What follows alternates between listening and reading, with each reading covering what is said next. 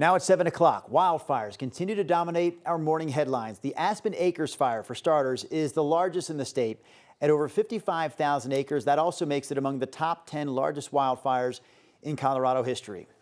Crews have made progress, meanwhile, on the Snyder fire. This is the one burning about 13 miles west of Grand Junction. It's covered just over 30,000 acres, or a little over 47 square miles as of last night. This one is 65% contained. The Ferris fire has burned close to 29,000 acres, or close to 42 square miles. It's only 10% contained this morning. That means parts of Dolores and Montezuma counties are still under evacuation orders. The latest update on the Gold Mountain fire shows that this one has burned just over 21,000 acres. It remains 0% contained, and evacuations are also still in place because of that fire. And lastly here, the Willow fire has burned just over 2,500 acres, zero containment. It's also caused the U.S. Forest Service to close the Colorado Trail from Tennessee Pass to Twin Lakes until further notice. Good morning and thanks for joining us here at 7 o'clock. I'm Drew Carney. And I'm Brianna Fernandez in for Corey Rose. With high fire danger across the state, some 4th of July fireworks shows they're being canceled. We have our 9 News reporter, Courtney Yoon. She joins us live in Denver now. And Courtney, officials say the risk is simply too high. Yes, that's right, Brianna and Drew. So a lot of areas right now are under fire restrictions. And because of that, in Douglas County, 4 different fireworks shows had to be canceled at the last minute. So dozens of other fireworks shows across the state are also being canceled as well. So in part of Boulder County and Broomfield County, both of them are under stage 1 fire restrictions, which means no open burning or personal fireworks. More than half a dozen other counties, like Jefferson and Douglas counties, have upped it to stage 2, which is even more restrictive. That prohibits any uncontrolled outdoor burning like campfires or stove fires, as well as smoking and selling or using fireworks of any kind. DougCo Emergency Manager Mike Alexander says tomorrow we're expecting to see 97% fire danger. It's just too hot and dry to take the risk. Look at things like resource availability. The fact that almost all the aerial support is on other large fires throughout the state is a factor. Many of our fire departments have sent resources out to those fires to assist them. And to be clear, they still have all the resources they need here locally, but it means that there isn't a whole lot of extra flex room. More than 50 fireworks shows across the state have been canceled, including places like Castle Rock, Golden, Boulder, and Parker. However, there are still some fireworks shows happening across Colorado. So, for example, the Rockies will have their annual 4th of July fireworks tonight and tomorrow at Coors Field. Head to our website, 9news.com, for a full list of those cancellations and the fireworks shows that are still going on. Live in Denver, Courtney Yoon, 9 News. Well, thank you so much for that report, Courtney. Yeah, we are continuing seeing gusty conditions, especially out of the southwest today, so please be smart. Just leave it up to the professionals. Current temperatures as you're heading out the door right now, the upper 50s, low 60s, 61 degrees here in downtown Denver. Temperatures statewide, really a nice and warm start at 7:03 this morning. The upper 60s as well as the low 70s for the eastern plains, 30s and 40s across the high country. Noticing we're nice and dry across the entire state. I do have a little bit of moisture in the forecast, mainly for the eastern plains, but we'll talk more about that in detail here shortly. Here's your 4th of July forecast, 90 degrees, but there could be some changes. Stick around. We'll talk more about that in my full forecast later on in the show. Brianna? Jaden, thank you so much. 7:04 is your time for this Friday morning. A live look in Idaho Springs. For anyone taking I-70, we're probably going to start to see delays just because people are going to be out and about enjoying the long holiday weekend. Some people already left yesterday. So I do want to switch things over to our main maps. We do have a couple things that I'm tracking here in your traffic impact center. The first is a stalled vehicle southbound I-25 for anyone in the Auraria Parkway area. And then heading to Denver International Airport, Pena Boulevard and I-70, I'm not tracking any delays, but at the airport, we are seeing delays, 63 delays, so please keep that in mind, especially if you have a flight later today. Check with your airline. And today's cancellation is sitting at 2 cancellations at DIA. All right, back to our headlines here at 7 o'clock. Both Douglas and Jefferson County officials declared stage 2 fire restrictions yesterday, so that means all 4th of July fireworks shows in those counties have been canceled. The use and sale of all fireworks in unincorporated parts of Jefferson County also banned this weekend.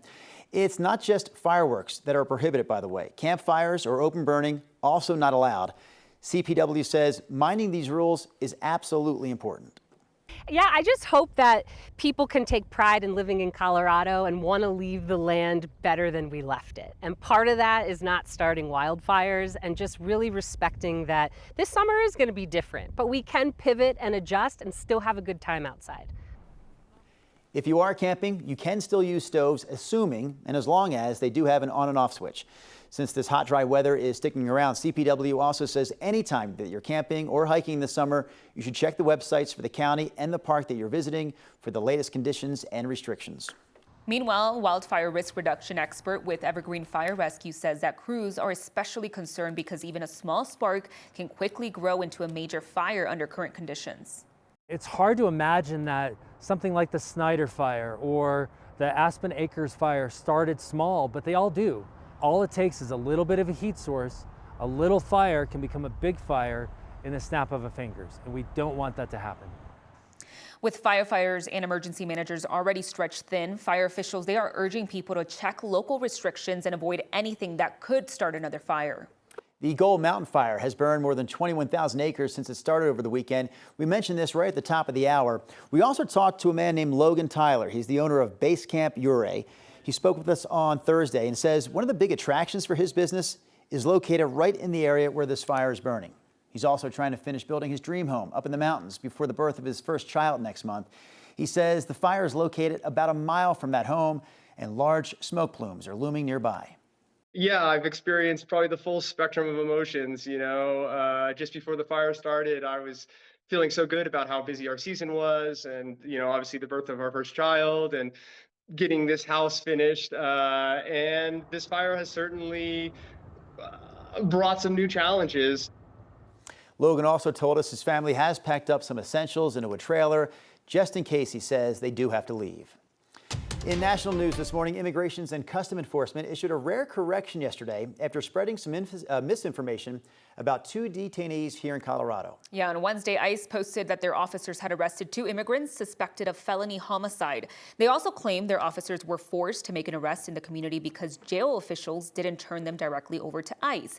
It's a tactic frequently used by ICE to highlight non-cooperation from officials in so-called sanctuary cities. But the post isn't true. According to court documents, the 2 men were picked up last month after allegedly shooting at cars on Highway 36 in Boulder. No one was injured or killed.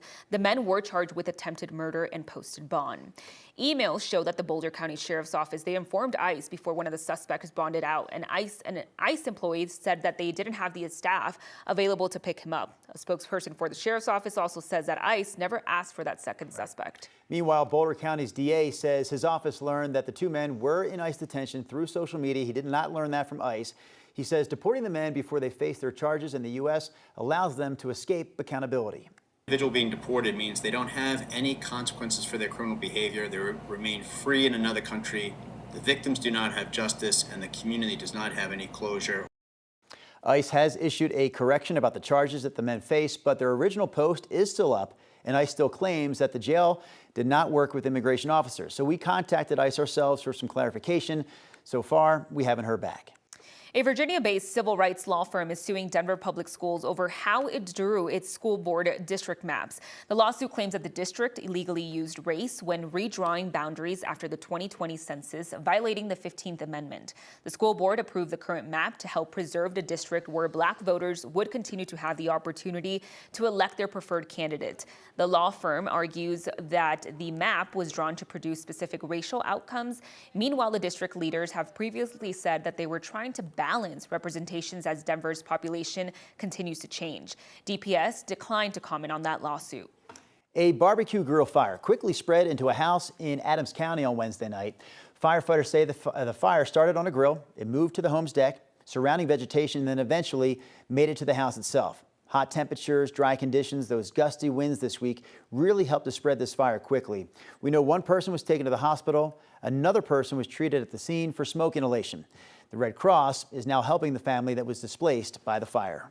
The Westminster Police Department, they are looking for this missing person. Diana Thornton Gonzalez was last seen Tuesday morning around 5:30 in the area of Lowell Boulevard and 68th Avenue.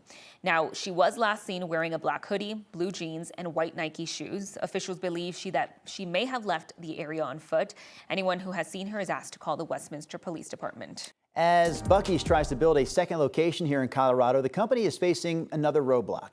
So they abandoned a plan to build a location in the town of Palmer Lake. That followed some pushback from the community. Now Buc-ee's is eyeing a spot on El Paso County land, but it is facing a problem right now with its zoning application. The county's planning and community development director was not able to decide whether or not Buc-ee's could be labeled as a convenience store. A lot of people in that community say it's way too big to be labeled a convenience store. Buc-ee's can appeal the decision within 30 days. Staff will have 2 weeks to review the decision before giving a written response. And do you love In-N-Out? Because this story could be for you. Denver could be getting a new In-N-Out burger location. This is all going to be happening near the airport. This was reported by our partners at the Denver Business Journal. A concept plan was filed with the city to put a location on a largely undeveloped parcel of land just off Pena Boulevard at 56th Avenue. In-N-Out's director of real estate says that the chain is still in the development application process, so the plans are not set in stone yet, but the chain is looking to branch out to Broomfield as well.